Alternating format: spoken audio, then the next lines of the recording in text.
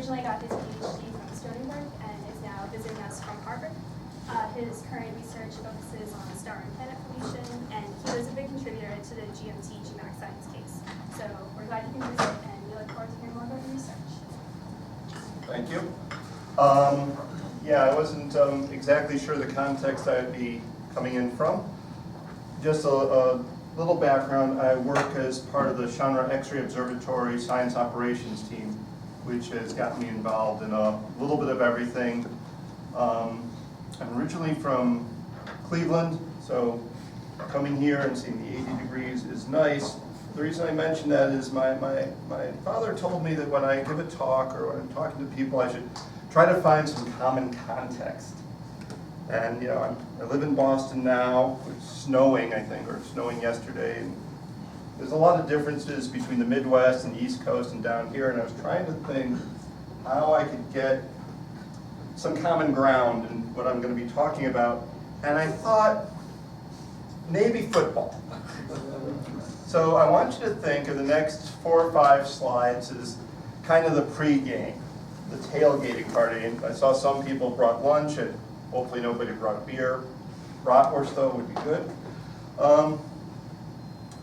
And I just want to put some of this into context in terms of star formation theory, and that's sort of the big picture of what I'm going to be talking about and putting the pieces into.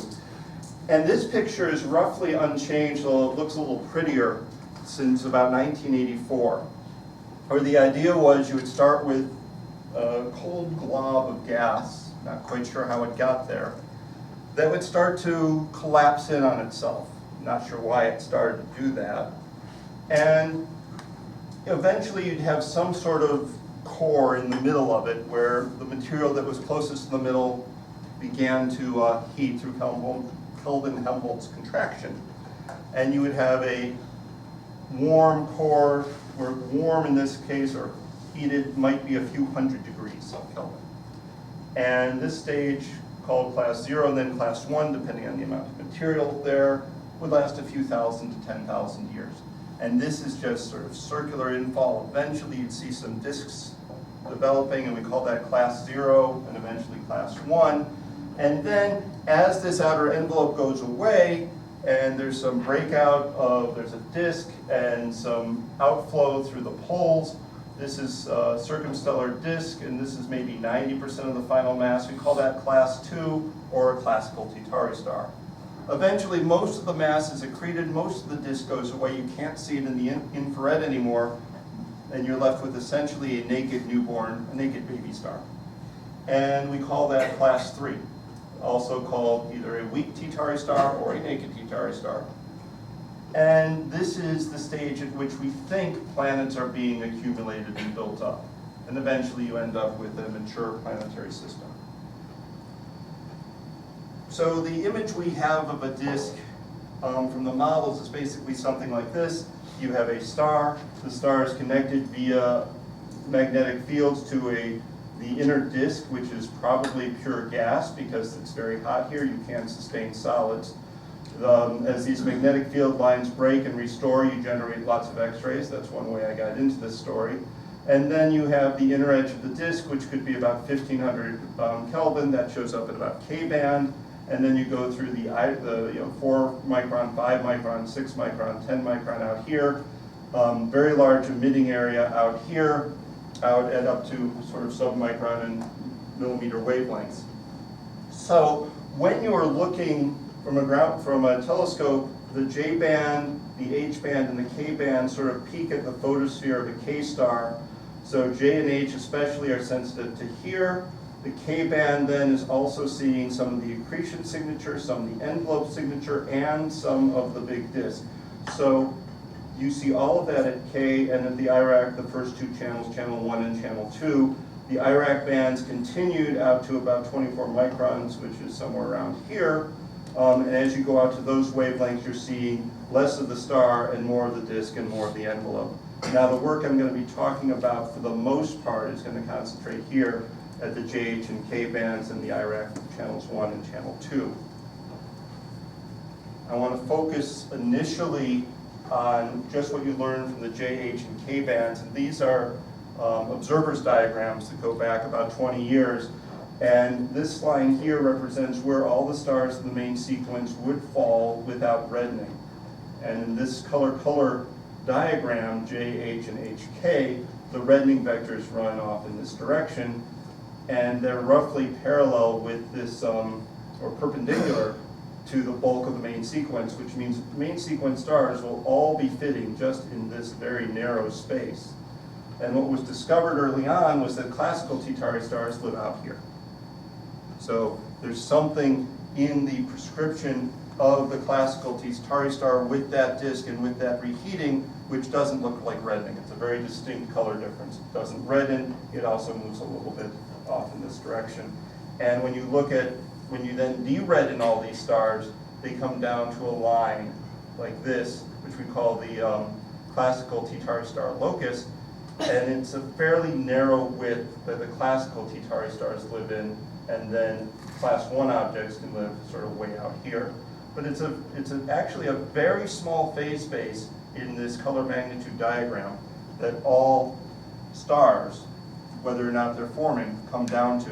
But it's a very easy test to figure out which stars are younger and have disks around them.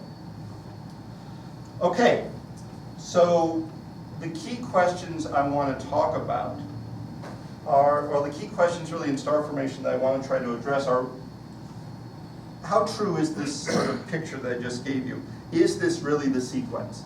Do we really go from blob to star that's infalling to disk, or do stars progress differently? And how would that difference be manifest, and what would cause a star, could a star go directly from class 1 to class 3 without stopping at class 2? We still don't know if that can happen. And then since I come at this from the X-ray side of things, in the X-ray stars flare. And that should have a very significant impact on the system. Because if you think of a disk of cold, dusty material coming in, and then you flash it with a 10 million degree flare or 100 million degree flare, that's going to do some instant chemistry. And specifically, it can make chondrules, which are found in meteorites on Earth, which are something that very quickly got heated and cooled extremely rapidly. So we see that in meteorites. We don't know how that's made in space, and this is one fairly likely scenario, the X-ray flares. And this question of angular momentum just keeps showing up. So we'll get back to that. Then there's questions about the disks. And so if you're making a star out of a disk, is that a continuous process? Is it continuously fed, or are you dumping material periodically and then kind of hanging out for a few hundred years, and then you dump again, hang out for another 1,000 years? That's not clear. And does it matter in terms of, does the disk affect the star? And if you dump matter onto the star, all of a sudden, is that going to affect the disk? Are these all one system, or are they neighbors that work off each other? That's not clear. And how and when does planet formation proceed? Now, this particular sentence has had a place in this talk since before we knew there were planets around other stars. The conditions to form different kinds of planets require thick disks to form hot Jupiters, but it probably requires that that disk be gone to make something like the Earth. So if that's true, how do you end up with systems that are inverted, and you end up with hot Jupiters that are sitting very, very close to the star that had to traverse the area where you would be forming terrestrial Earth Mark II type planets? And how do you go from that condition of having an inner disk and having material that's dusty but not falling onto the star to something that's extremely cleared out, which happens relatively quickly? And finally, I'm going to come back to this at the very end because this is fun. Once you're left only with an exoplanet, can that have an effect on the star? So the way we're going to get around dealing with this and work on the physics is to utilize the fact that young stars all seem to vary. And this is something that is literally the identifying feature of young stars, in that in the 40s, T-tau was originally identified because it was a variable star. And through out the following 30, 40 years, the question is why did it, and similar stars in TARS and similar stars in other regions of the sky vary so dramatically? And when we had X-ray telescopes, really starting about 1985, we noticed that these young stars also were X-ray sources and also varied. This is a really strange result. Stars, young stars, are 5,000 Kelvin. How the heck are they generating X-rays and in such copious amounts that we can see them and see how much they vary? And they have a matching radio signature. Again, not something common from normal stars. And even in the infrared, they were seen to vary also, but the infrared measurements, at least up till the previous generation of telescopes, had a lot of difficulty. So this is sort of my last training slide. This is how, again, to read these color magnitude diagrams. Now we have J, H, and K data. This is what I'm going to call the color diagram, J, H, H minus K. We look at three specific kinds of models typically. Models of spotted stars. Now, a spot is just a cold bit on the photosphere, so all that should be happening is that the object looks cooler. Whether that's in the K, H minus K color magnitude space, it will make the star look like it's a little bit of a cooler star, or in the color diagram. It may also, there's also extinction. So if you have a star and dust comes in front of you, perhaps from the disk, that should make the star redden, just like this. Or this is that line I showed you earlier in the color diagram. And finally, if the disk is changing, there are many different things that could happen. But here's one set of models that show that you would move off, and this is that CTTS locus, that classical T-Tauri star locus this way, and those similar models actually lead to a star that as it gets brighter, gets redder, or as it gets fainter, gets bluer, going exactly the opposite direction of the reddening vector. So those are just zoom-ins. I think we can skip through those two, and that means we are ready. Well, let's quickly outline. I will tell you what I'm about to tell you. We're going to do a quick overview of star formation. That's this bit. And we'll move on to discuss the near-infrared variability of young stars, then the mid-infrared variability of young stars, and then we'll look at the impact of the debris, i.e. planets, on stars as they age. Okay. With all that, we're ready for care. And near-infrared variability. And I'm going to focus on a particular project that I've been working on. This was my undergraduate student, Tom Rice, who's now a graduate student at the University of Michigan. Colin Aspen and Bo Ryperth are at the University of Hawaii.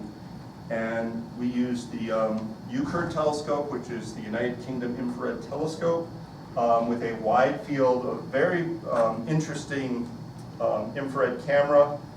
They used 4 relatively large CCDs that were sort of offset from each other, and then they sort of print along the sky, and in 4 pointings they can get a degree of sky. And this is the degree of sky around the Orion Nebular Cluster. The ONC is right here. And we observed from 2006 to 2009.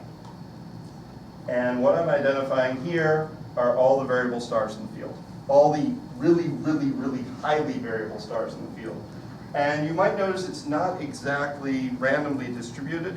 What you have is, this actually traces something called the integral-shaped filament. It's a molecular cloud filament seen in CO. And the bulk of the variables seem to be right along this filament. And that traces what we found with an X-ray survey about 2 years ago, which is that the class 2 sources seem to live right along the integral-shaped filament, but class 3 sources tend to be distributed all over the field. So we think what happens is they form, not necessarily just in the ONC, but all along this filament, and then they spread out over the next few million years, they drift away.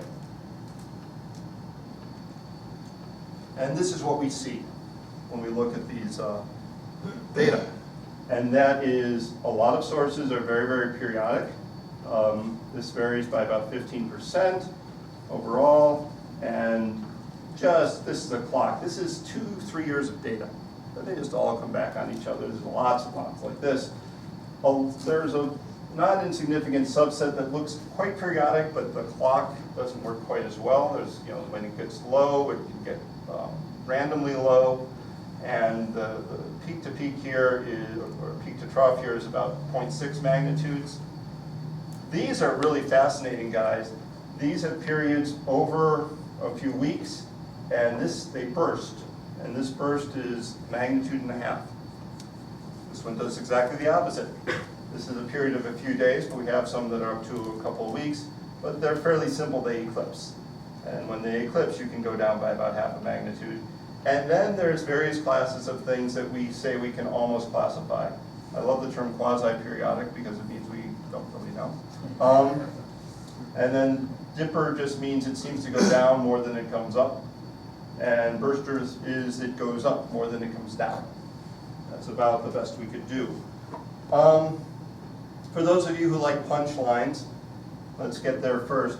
This survey detected 14,000 sources that we could measure the periods of. Excuse me, that wasn't me. 1,200 are identified as high amplitude variables, and the way we do this is we use something called the Stetson Index. It compares the flux from channel to channel to channel. We have 3 channels in this case. And when it sees a significant change in one channel, it looks for significant changes in the other channels. And that allows us to differentiate between a bad measurement and an actual change in the star. Turned out you really had to iterate a lot with the observing system because the data thought it was better than it actually was. We also identified 500 stars that were weakly variable, but when you get into numbers like this, you do start to divide you decide to focus on whether you want the strong things or the weak things. And in this case, since it's our first pass at this, we focused primarily on these guys.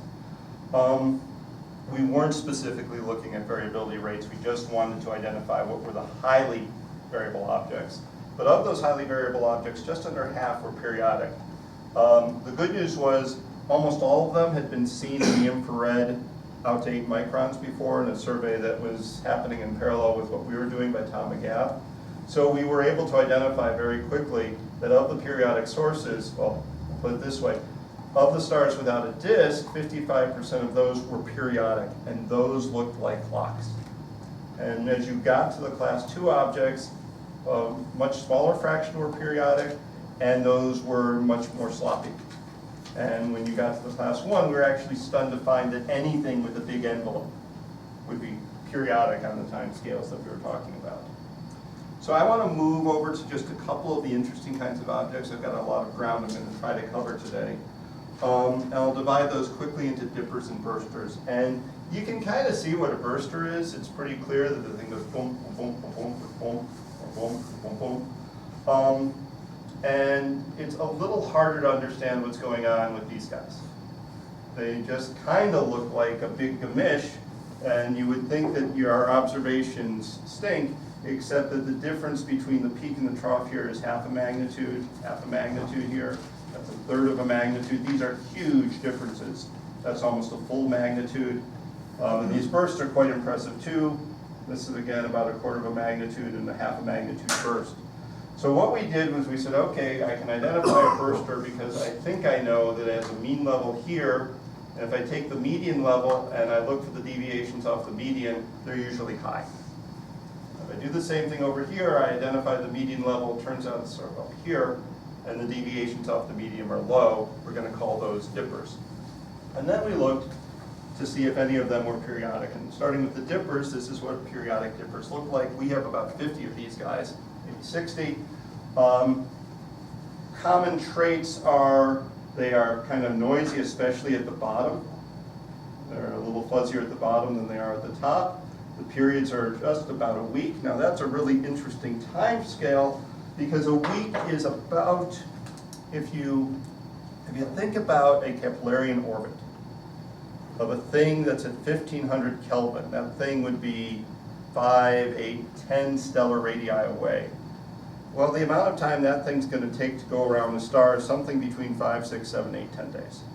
So what we think that number is telling us is that's basically the inner orbit of a solid particle in that star. So that's the co-rotation radius, we call that for a solid. For this star, 8 days, 5 days, 6 days, they're all in this ballpark.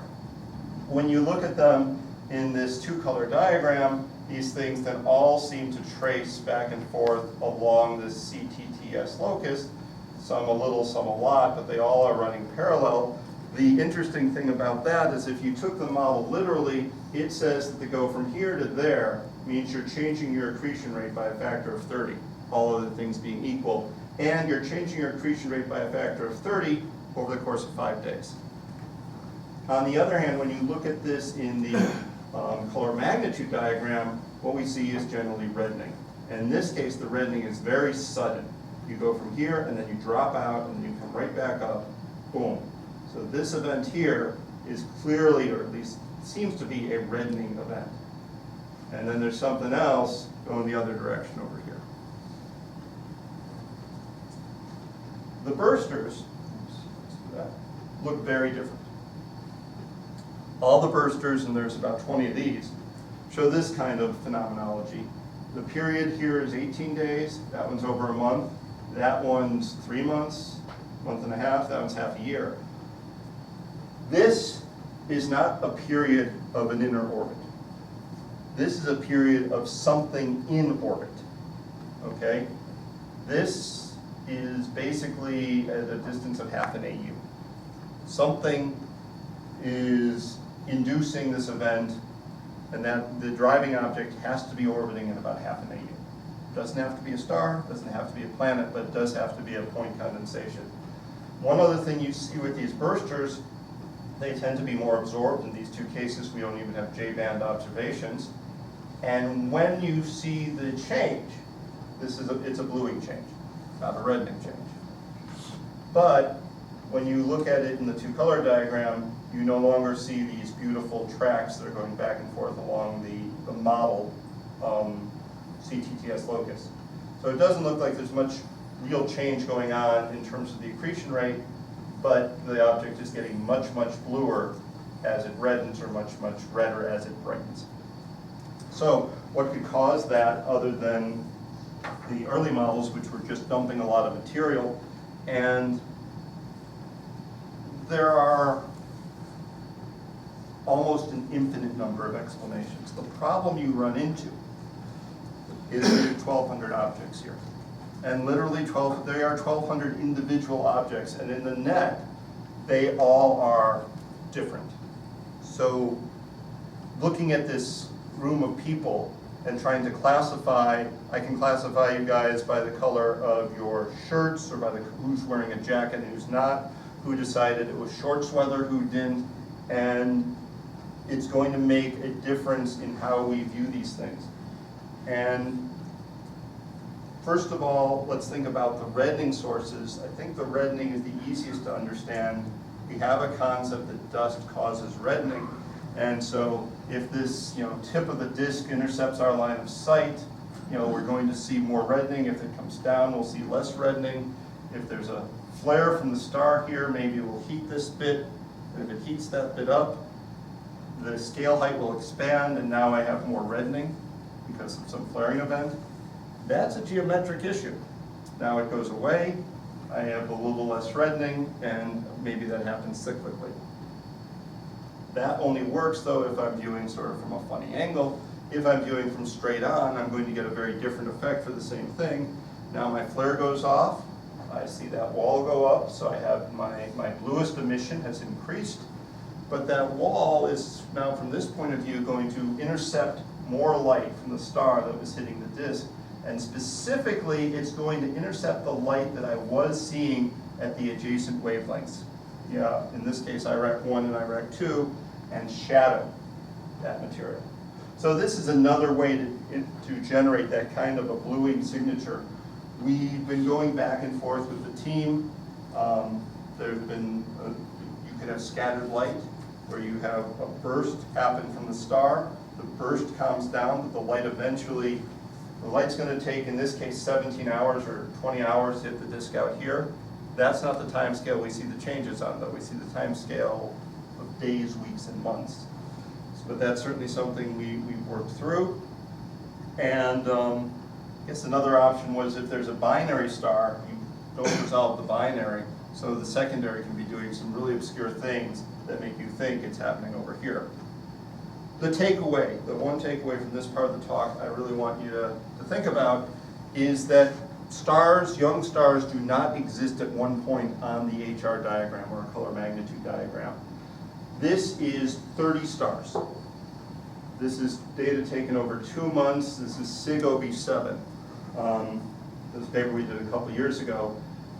And what you see is those 30 stars generated 1,500 completely separate data points. So if we had looked at a cluster of 1,500 stars, we would see this filling in the entire gap and not understand that, you know, this object on one day is that object on another day. What was really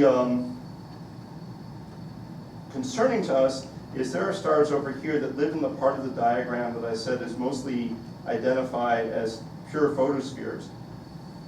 But as they vary from the photospheric area to the disk area. And we only identify these stars as disks because we looked at them for so long that we saw them come out over here.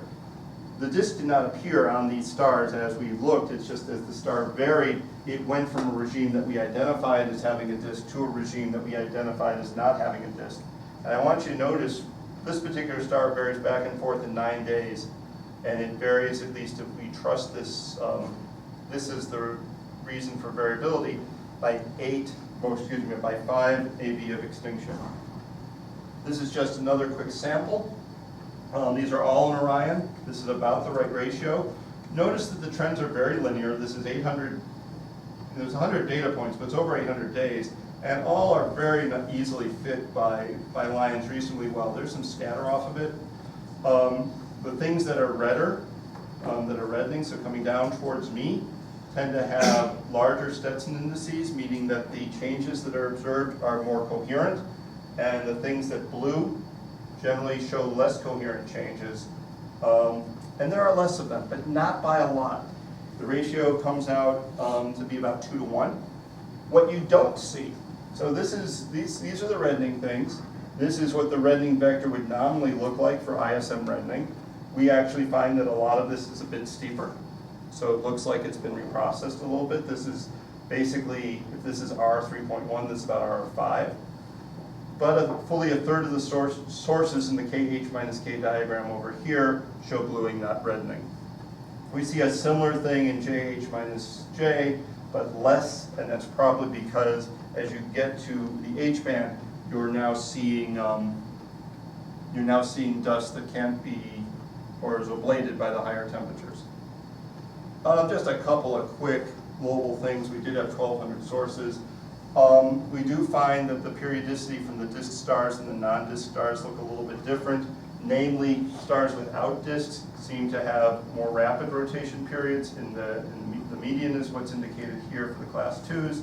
The class 1s definitely are more rapidly rotating. And then there's a secondary peak here that seems to be at about 8 days, which is what I said it was about where the co-rotation radius is.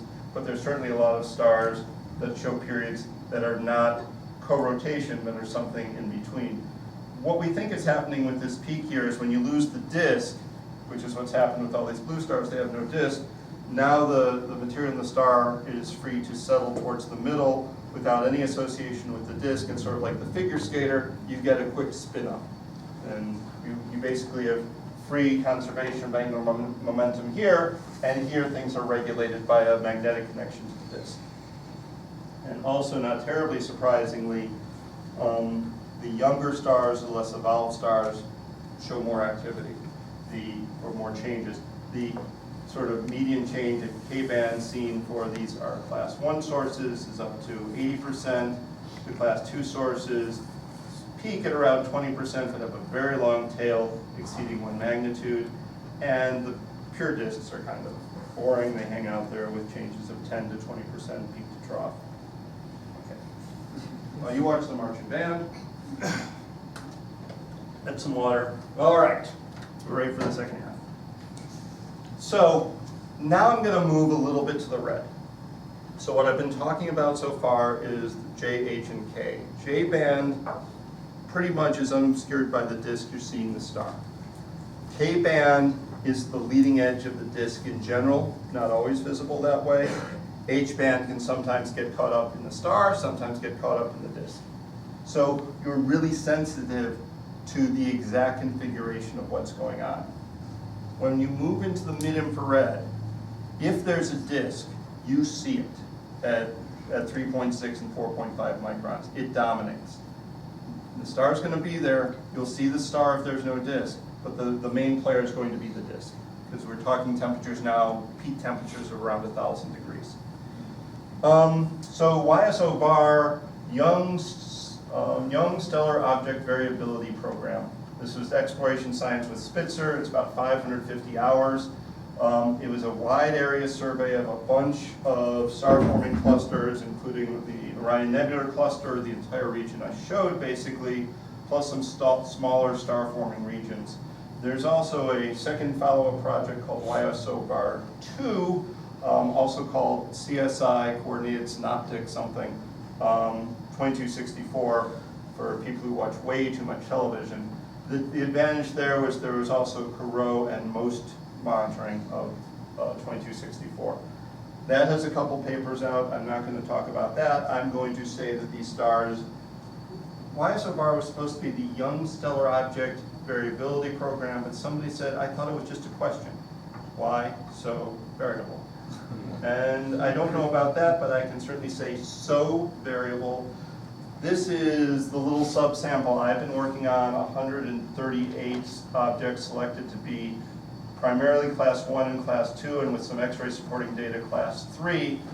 What we see at these wavelengths now amongst the class 1 flat spectrum and class 2 objects, nearly 85% of these sources are highly variable. This is again using that sort of 90, the Stetson Index equals 0.9. This is a highly variable object test. There are some that aren't variable at all though. But really, these things are very variable. The median peak to mid-plane change is about 12%, but the average can be 14, 15%, and what that means is that there are huge outliers.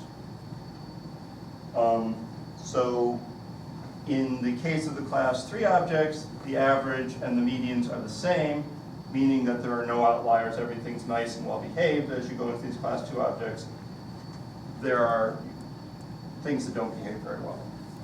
And so what do these light curves look like? Well, class 3, we'll start there. It's boring.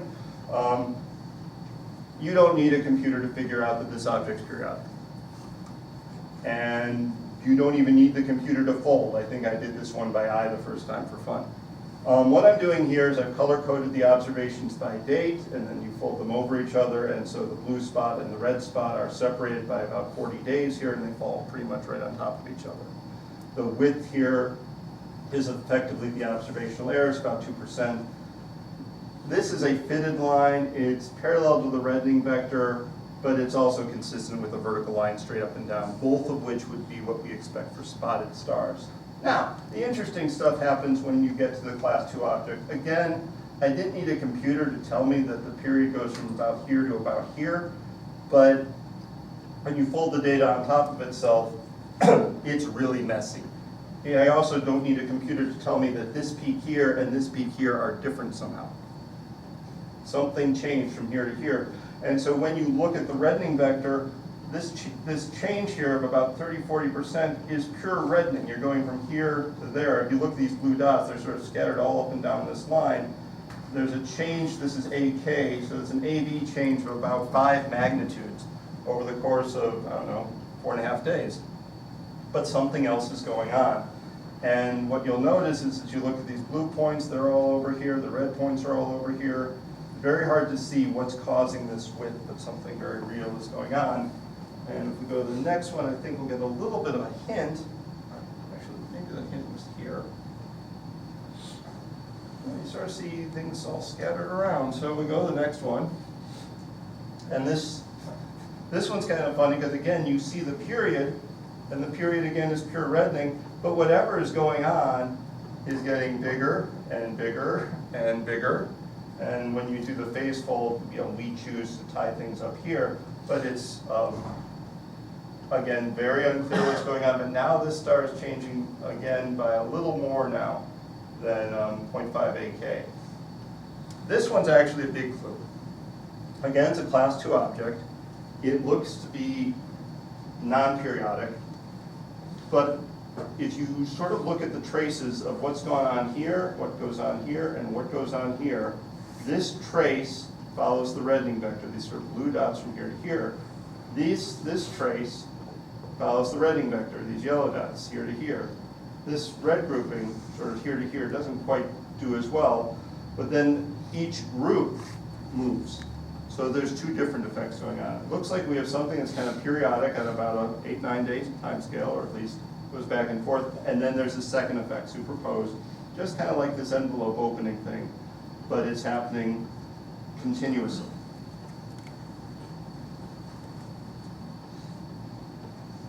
And now we'll get to the real fun one, these two. So I like this one because what's happening here is clearly the star is bluing. If you just sort of follow the trace of these blue to red dots, they just follow directly up this line of bluing, almost nonstop. And I say almost nonstop because then, for exactly a 5-6 day period in here, a cloud of dust got in our way. Very clearly, something coherent, 5 days wide, at least it took 5 days to pass our field of view, so if that were orbital and the innermost ring, it would basically be half the disk orbit, but we know that's not it. It's something in a larger orbit, because it only passed us once, but it was a dust cloud. And it just made everything go red, but meanwhile the general process, going from here to here, was an increase in the accretion rate of something like a factor of 30. And the final one I really love is this one down here. Again, this one looks utterly absurd. It kind of goes down by 20%, sits around here for a while, comes up, goes down, comes up, goes down. Like, doesn't look like it's doing anything sensible. But if you look at it in the color magnitude diagram, it started here, then it just went straight down, got fainter without changing color. Then it kind of bounced around here getting redder, then it started to get brighter again, then it started to get bluer again, and this point and this point are returned to exactly the same color. This is the periodic behavior, or at least seems to be. This was only looked at for 30 days, but it performed an absolute circle in the color magnitude diagram. It ended up exactly where it started. It just took a really circuitous route to get there. Okay, at this point in the project, we published our first 2 papers. The first paper was basically designed to be the blueprint. So it's 100 pages of how we do all the minutia that leads to this kind of work. But that makes for a really, really boring paper. So we tried to understand what science we could do as sort of a first look of what this project was going to show us. And what that was, we decided, was just to globally compare some of the clusters. And what we did in this particular case was we took the clusters by age, and to determine the age, we took the fraction of all the stars that were class 1 and compared to that their variability. And this was long-term variability. And what we did was we took the mean magnitude that we measured with the YSOVAR sample, and then we compared to our original scouting survey done in about 2003, 2004, whenever Spitzer launched, and compared which stars looked distinctly different. And what we found was that for the younger clusters, more stars looked more different than for the older clusters. So it does seem that there is some age component to the amount of variability that we're seeing. One other trend we wanted to look at, because it was unique to something that Spitzer could do, was compare the periods that we see of stars with disks and without disks. And the reason that Spitzer is so good at this is that at 8 microns, there's this huge gap between things that do have disks and things that don't have disks. And what you discover when you sort of draw the lines that divide what does and doesn't have a disk is that periods below 1.5 days are completely dominated by diskless stars. This gets back to this idea that the disk is the thing that's slowing the star down and regulating its rotation, because the inner disk orbit is about 8 or 9 days or 4 or 5 days, and the star gets dragged back by the disk and cannot do this free spin up that you would expect as the material in the star sort of starts to collapse the core. There's still a couple of things we don't understand, which is why things with thick disks, very bright disks up here, only have long periods. So that's still an open issue. But clearly, you cannot, or at least there seems to be a soft limit as to how rapid the star can rotate if it has a disk. I'm going to skip this one because I want to get to some more interesting things, but this is, again, which classes of stars. That the class 1 stars seem to vary the most, and the class 2 stars are the ones that show the bluing. All right, so basically what I've told you, both for the near and the mid-infrared, is that young stars vary a lot. They vary on almost every imaginable time scale.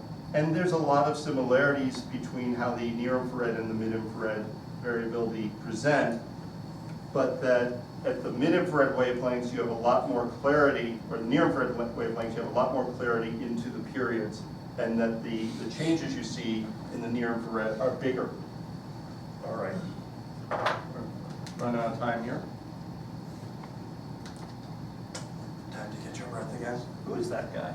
Come on, any football fans?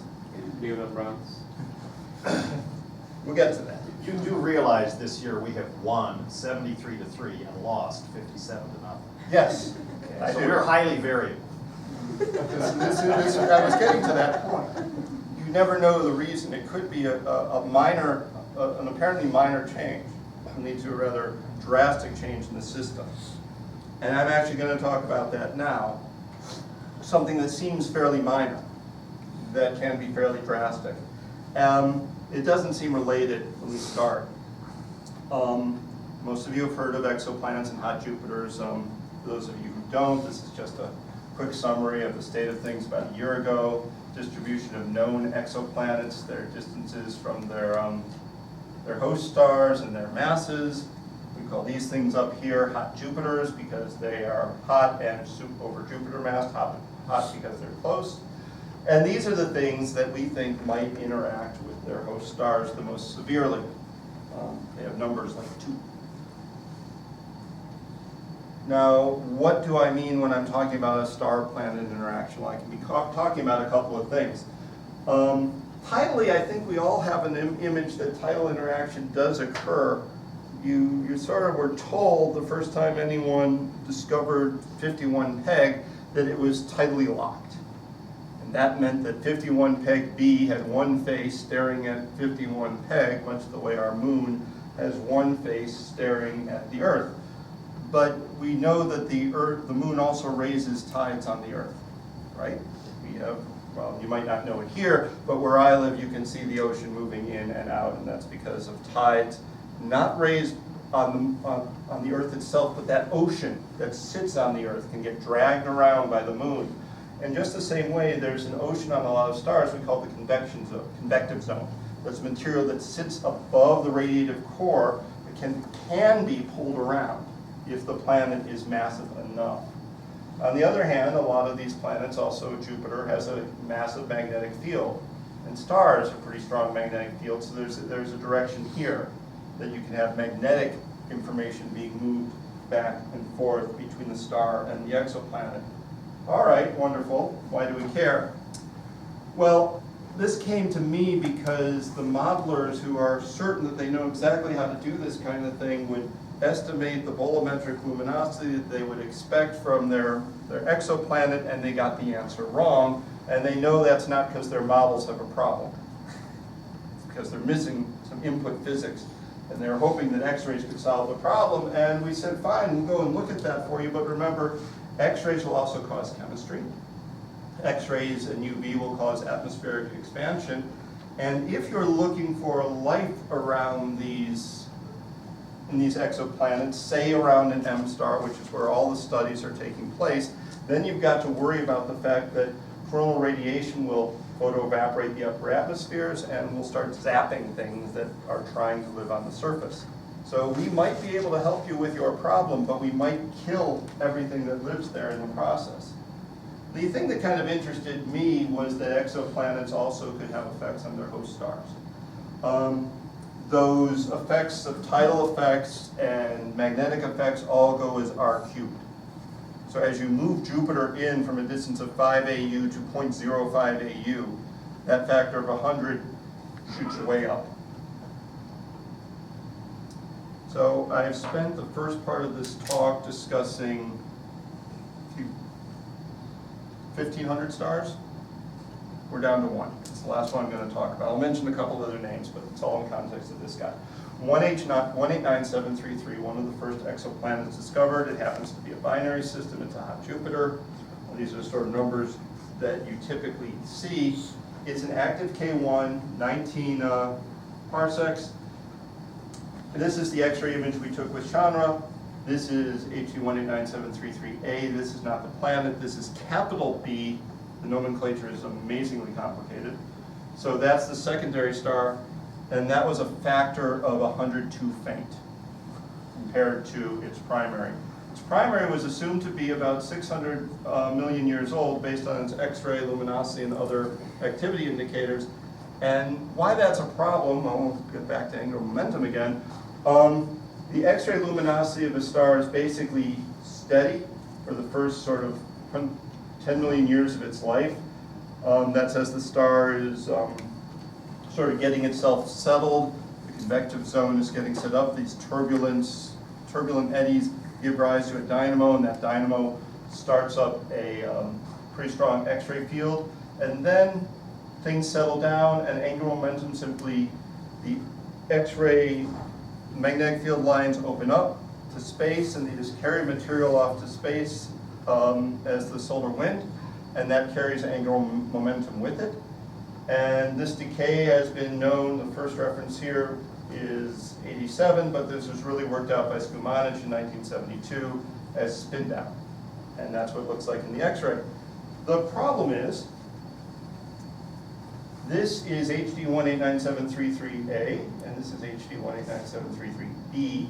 This is another star, Corot 2. Corot 2B, actually, this is an upper limit, so it's literally somewhere down here. And when you try to determine the ages of these two systems, what you find is that the primary is maybe 100 million or a billion years old, and the secondary is 6 to 10 times older. So either there's been some really strange capture going on, or there's something breaking our clock. And we think it's the clock getting broken, and we think it's happening at least by tides. And we know this because, at least we know this can happen, because there's a class of object called RS-Can Van stars, which are basically evolved G stars, and as they evolve, the stars get bigger, and they start to have tidal drag on each other, and that pulls them in, which makes them rotate more rapidly, which makes them spin up, which makes them become much more active. And we've in fact been able to image material moving between stars like this in the X-ray at 100 million degrees, despite the fact, again, they have rather pedestrian temperatures of about 5,000 degrees. So this is an idea that we set about to test. And the way we tested it, or are testing it, we're still in the midst of doing this, is to take some hot Jupiter systems around some convective stars and some other hot Jupiter systems around some not very convective stars, and take another convective star here, and there's a dot there because 55 Cancri E is a little bit bigger than the Earth. It's not a hot Jupiter, that's just a rock. And see how these stars compare in their X-ray luminosity to their secondary. These are all binary systems, and we have about 25 or 30 of them total. Here's one result, and this is actually the sloppiest. Upsilon and Andromeda A and B. And here's the planet host, here's the non-planet host, and here's they still come out about a factor of 2 different in age. But we've completed this experiment now for about 8 systems. What we do is we look at the planet-free companion, that's the red one, and we estimate from that where we expect the X-rays to be for the planet host, that's this blue thing, and generally we get a pretty good agreement. We might be off by half a sigma or so, but for the most part the secondary predicts properly the luminosity of for the non-planet host, the planet host. Sometimes the non-planet host is the more massive star. But in these 2 cases where you have a hot Jupiter and you have a very thick convective zone, you get differentiation by 1 to 2 orders of magnitude. Ha! Thought you were done. Almost. one last thing that I just cannot resist talking about. We're still talking about HD 18973. Most of you probably know or have seen an image that looks something like this. The idea is that a planet passes in front of a star, and as it does that, you have a first to second contact slope as this thing sort of hits over the limb. Then you have the flat bottom, and then you come out the other side, and there's a little shape here, and that's something to do with the atmosphere of the planet. We wondered, as we're an X-ray observatory, what would happen if you did this in the X-ray. Now in the X-ray, the star is much more splotchy, so you're going to have very stochastic effects. You can't do this in one pass. Though I'm going to show you, we did in about 6, 7, or 8 observations, depending on the final mix. This is the light curve in the X-ray. So everything's phase summed, and I think, although it's noisy, you will notice that while these data points are grouped here and these data points are kind of grouped here, these data points are clearly below. Okay. I think that's clear. We were able to detect the eclipse in X-rays, and it was in fact remarkably easy to detect the eclipse in X-rays. In fact, when you try to fit that data, this is the result you get. That the thing, and this is just a very basic atmospheric model fit, is actually the same one that generated this line. That it goes down not by 3%, but 7 to 8%, and even has a predicted central brightening, although I wouldn't hang my hat on that one too much. And it's wider. It starts earlier, it ends later, it goes deeper. Which all means that in the X-rays, the planet is bigger. And not just a little bit bigger, almost twice as big. Okay? This is 1.75 times the radius, the sort of grayish thing, 1.75 times the radius of the dark thing. That lets you do something like this. So we know the density required to obscure X-rays along a line of sight. You can sort of integrate that around a circle. And at the diameter we see, which is 1.75 our planet, that means that we need a density of about 10 to the 11 hydrogens per cubic centimeter. To make that stable, that high altitude temperature has to be about 20,000 Kelvin, which means we still have other stuff we haven't detected that's boiling off into space. Almost my last football reference. Takeaways. So what I want you to take away from the last part of the talk here is that we've clearly seen a planetary transit in X-rays, and that the planet is much bigger in X-rays than any other wavelength. The biggest thing I want you to take away from this entire talk is that through tidal effects, hot Jupiters can spin up stars with large convection zones. And the reason that that's important is that when you estimate the age of an object, a lot of times what you use is something called gyrochronology, which is the activity of the object that you're looking at.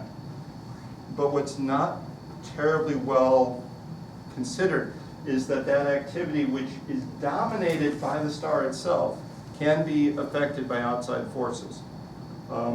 Sometimes I compare it to if you have a dog and it makes you take it out for runs every day, it will keep you looking young. In this case, it's the same effect. The star will look a lot younger than it actually is. All right, so thank you. And yes, I'm going to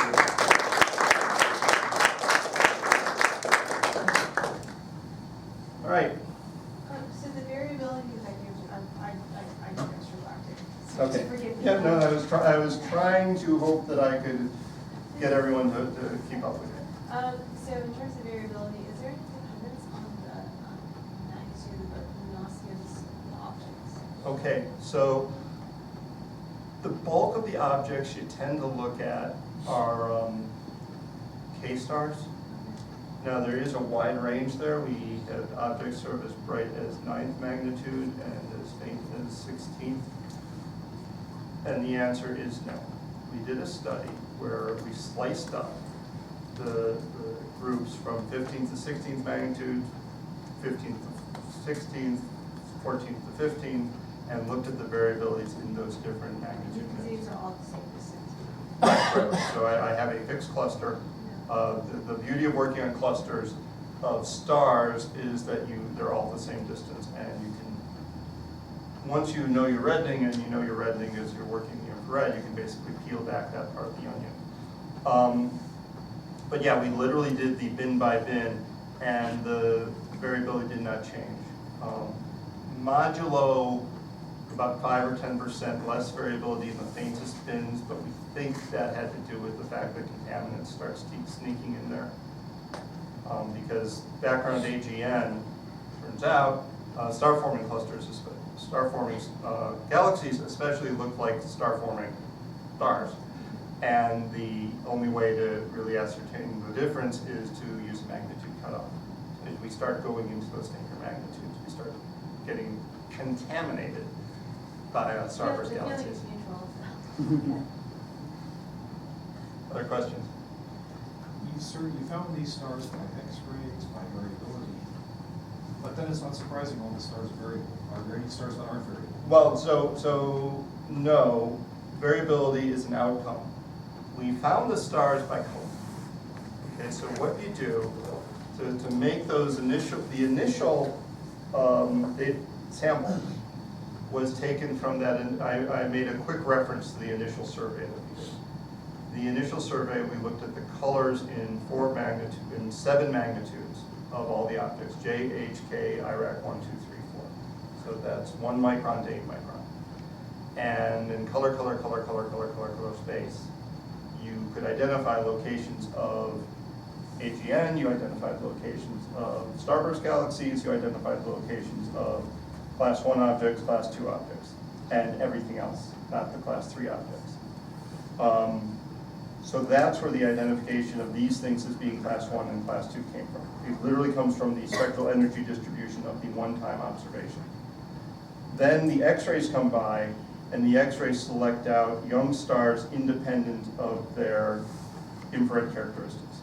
It just says, you have what it takes to be a young star unless you're a galaxy, or unless you're a low mass X-ray binary or something like that. So we then go through and look for what fraction of that sample do we actually have infrared counterparts, and those are the things we call class 3. From that sample, which has nothing to do with its variability, we then say, okay, of the sample, what fraction of it is variable? And that's where we get the fractions of 85, 90%. Okay? But a star without a disk would not be picked up. Right? A young star without a disk. Yes, well, that's what the X-ray portion of the survey is. Well, why does it have that X-rays? Okay. All T-Tauri stars often have X-rays. Yes. So you look at the X-rays to find T-Tauri stars. No. That's not how the tautology works. T-Tauri stars, classical T-Tauri stars, have infrared excess. Okay, they have a disk around them, a disk that's often visible at K-band. So what's the real sledgehammer for finding the T-Tauri stars is to look for these K-band excesses. And if you have the ability, you look at L-band or you look at 3.6. Pretty much anything with a 3.6 excess, or anything with a disk is going to have a 3.6 excess. The X-rays come through and say about 50% of all pre-main sequence stars above M6 are X-ray sources. They're X-ray sources for different reasons. Some of them are X-ray sources because they have accretion going on, and that leads to magnetic field line breaking. Some of this dynamo effect that I talked about earlier, where you have convection going on, that works for about the M4 to the Gs. Some have massive winds. The O stars and the B stars are picked up this way. The A stars, we missed them. But basically you can do separate surveys and say for something like the Pleiades, what fraction of the stars do I pick up in X-rays? Something like the Hyades, what fraction? Now these stars don't have disks. And we pick up 50% of the Hyades. We know we miss a lot.